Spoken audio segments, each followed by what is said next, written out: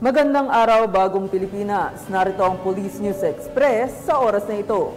Matagumpay na binuksan ang PNP Sports Fest 2024 kahapon, ika-16 na Oktubre na ginanap dito sa Campo Crame.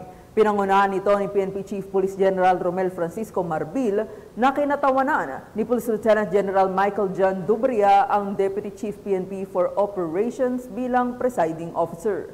Ang makulay na pagbubukas ay sinimulan sa tradisyonal na lighting of the torch o pag-aapoy ng sulo na sinundan naman ng panunumpa ng mga atleta sa Ode of Sportsmanship at pagbabahagi ng mensahe ni Police General Marbil. Isa rin sa highlights ng seremonya ang pag-angat ng mga bandila ng iba't ibang unit na kalahok sa naturang Sports Fest.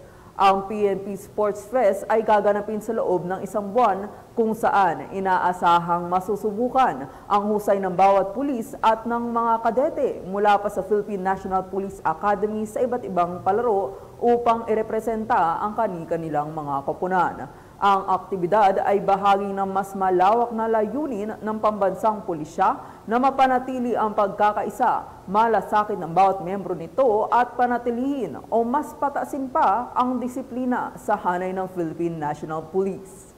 To all our athletes, I encourage you to give your best, compete fiercely but fairly, and let the spirit of sportsmanship guide you in every game.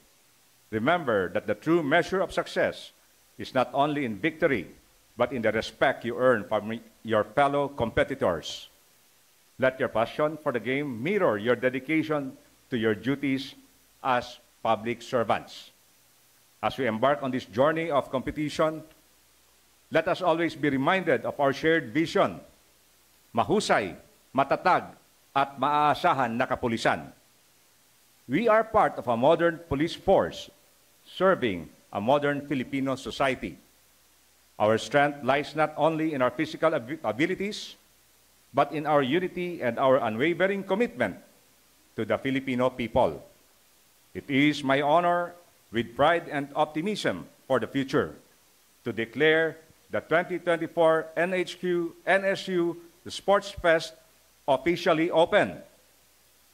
Let us come together with joy, play with honor, and uphold the highest standards of sportsmanship as we celebrate this festival of unity and strength.